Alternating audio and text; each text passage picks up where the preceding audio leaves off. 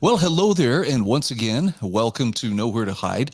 I'm Brian Hyde, and we're trying out a few new things with the studio today, so you'll hopefully bear with me as we talk a little bit about homeschooling and how homeschoolers will thrive in a marketplace of school choice. So, story short, school choice is coming to Idaho, or at least the prospect is very real, coming up in this coming January session with the Idaho legislature. And with that prospect, there are many people, myself included, who wonder, well, what is that going to mean? Obviously, for public school students, it means that there will be an option in which the public school students will be able to exercise choice. The money can follow the child, depending on what type of school choice is enacted by the Idaho legislature. Now, that makes some people very happy. It makes other people not so happy. You can probably guess it's the people who wish to maintain absolute control who don't necessarily have such a happy face when it comes to the idea of school choice. But let's delve into why homeschoolers in particular are going to have reason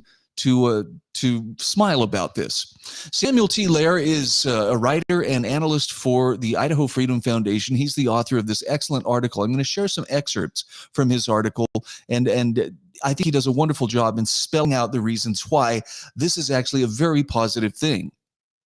First of all, he reminds us next year marks the 100th anniversary of the landmark Supreme Court decision, Pierce v. Society of Sisters. This is the decision that affirmed a parent's discretion over the education of their children isn't just a privilege bestowed by the state. It's an unalienable right. That means untouchable right, inherent in every one of us. In the memorable words of Justice McReynolds, the child is not the mere creature of the state. Those who nurture him and direct his destiny have the right, coupled with the high duty, to recognize and prepare him for additional obligations. I wonder why we don't hear about that one much these days. It's kind of a curious thing, kind of like the people who really don't want you to have a lot of choices would not find that convenient for them. Now, Samuel tells us in 2015, the Idaho legislature enshrined this fundamental principle into state law with the Idaho Parental Rights Act. Now, echoing the iconic language of the Pierce decision, it declared that the state of Idaho must respect a parent's, look at these words, high duty and right to nurture and direct their children's destiny, not just their education, their whole destiny, upbringing, and education. Now, that doesn't mean, parents, you have your thumb on top of the kid's head, but that is a very solid and decisive recognition of who really holds the cards in terms of who has ultimate responsibility. And let's face it, parents ultimately have responsibility to God for how they raise their kids. So that's prime motivation for most parents, for the vast majority of parents, to do a good job. And for those who don't, well, there are other people out there, mentors and other family members, and sometimes people within the community who can step up. You know who doesn't need to step up, though? Is the state. But that, as you'll see, causes great distress to people who are laboring under the idea of statism, which is that anything not under the control of the state is somehow out of control. Samuel T. Lair says, as a result of this commitment, families in Idaho are blessed with some of the least restrictive homeschool regulations in the nation. However, Idaho could still do much more to support the right of parents to educate their child. And from here, he lays out some of the specifics of ways that school choice could benefit homeschoolers and help to shore up what is a very decisive foundation of a free society. He starts by reminding us that homeschooling requires tremendous financial sacrifice. Families have to foot the cost of buying curricula, supplies, extracurricular activities, co-op fees, tutors, potential program fees from supplementing with online classes, and also technology.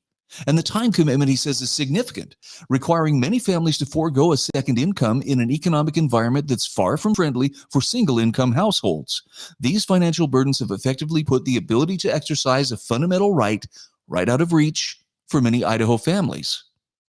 So that's something to think about. And I know sometimes people think it's very cool and, very, they're very highbrow when they're, well, those homeschoolers, we're so much better than them. But if you've ever seen firsthand the level of sacrifice that homeschool parents are willing to put in to make sure that their child has that option, it should disabuse you of the notion that, they're just doing it so they can get free labor or keep their kids out of school so they can be dummies.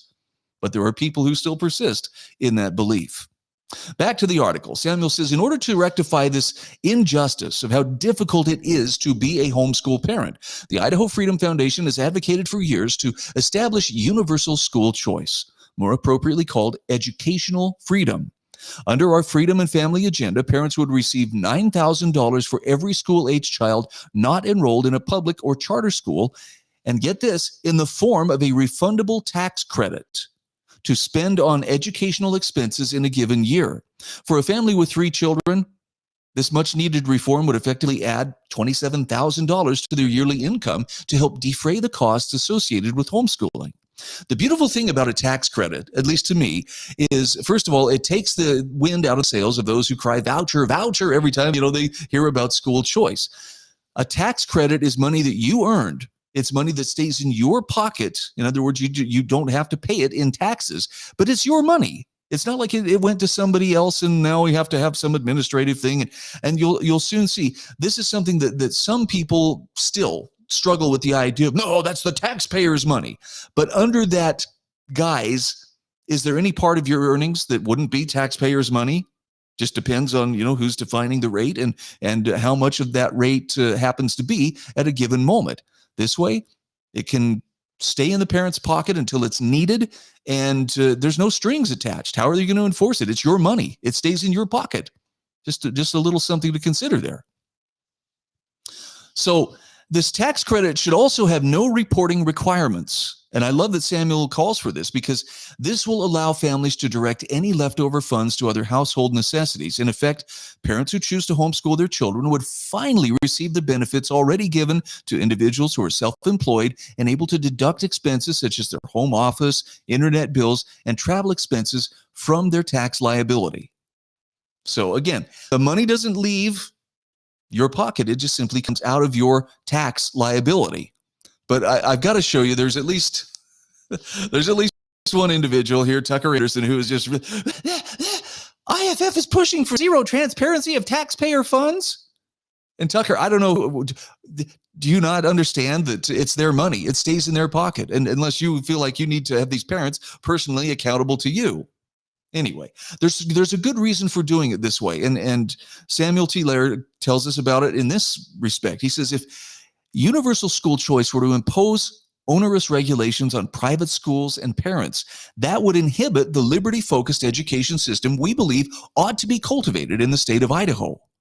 By the way, that's not a one-size-fits-all system. That means some people may have different ways of going about it, but that uniformity of thought and that uniformity of approach, and it can only be this way, and we'll claim it's the taxpayers' money so that we can have that control.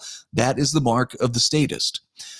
Samuel says, educational freedom presupposes the unalienable right of parents to nurture and direct their children's destiny, upbringing, and education. Its sole purpose is to allow parents to exercise that right and educate their children in the manner they believe is best. Sorry, Tucker, that means if it's not your child, then you don't get to make the call as to what you believe is best. So to this end, a true universal school choice policy would not infringe on the rights of parents to choose their curricula, schedule, or matter of instruction, nor subject homeschool students to state assessments. It would not subject homeschool students to state immunization requirements, notwithstanding a student's voluntary participation in certain extracurricular activities. It would not require parents to meet any special certification requirements, nor would it impose any additional requirements not already otherwise established by law, nor contravene fundamental principles outlined in the Idaho Parental Rights Act. I know that's a pretty clear line between school and state. But for homeschoolers, that's a line that would make all the difference in the world. So the drawback of many traditional school choice programs, Samuel tells us, is they rely on government-administered funds, meaning that money's going to pass through government hands and overhead, and it's going to come with strings attached, enabling arbitrary intrusion regarding what's considered a qualified expense. So with the Department of Education has taken entirely out of the equation, limiting the possibility of new regulations being suddenly imposed on parents through administration. This is smart. Parents can also feel secure in the fact that participation in the program is voluntary. Therefore, even if unforeseen caveats are attached to the credit at a later date, well, parents can choose not to claim it and return to the status quo they currently enjoy. So in this, our plan for achieving educational freedom ensures the rights of parents will not be infringed. Now, I know the control freaks are like, well, what about my rights? Again, as it pertains to your child, feel free to claim those rights. As it pertains to other people's children, you're going to have to learn the lesson you should have learned in kindergarten about keeping your hands to yourself. I love this part too. As a matter of public policy, it's also important to emphasize homeschooling is not merely a private right, but it's also a public good. This schooling is sold to us. Well, it's not about what the parents, public needs them to learn. Parental rights will trump that mindset. And if that upsets you, you need to check your premises and make sure that you're not too reliant on the to call the shots in your life. Samuel tells us the people of Idaho are blessed to have among them many freedom-loving parents who've taken responsibility back from the state for forming their children into moral, intelligent, self-governing citizens. In an age where the nuclear family is under constant assault, these households epitomize the traditional family values so essential to restoring our cultural heritage and rebuilding a free and prosperous society. And again, we'll come back to the words from the Idaho Parental Rights Act that just underlines this. The interests and role of parents in the care, custody, and control of their children are both implicit in the concept of ordered liberty and deeply rooted in our nation's history and tradition. That doesn't sound so extremist, now does it? It actually sounds like a beautiful idea and a solution whose time is at hand. So let's look forward to homeschoolers thriving under Idaho's educational choice. I'm Brian Hyde, and this is Nowhere to Hide. Press Club are biased all media, newspaper, radio. To be completely blunt here, Brian, and there are plans to expand indoctrination. That's right. Well, Idahoans are also concerned. Horror shot. That line would be moving a little bit farther west. I'm like crying.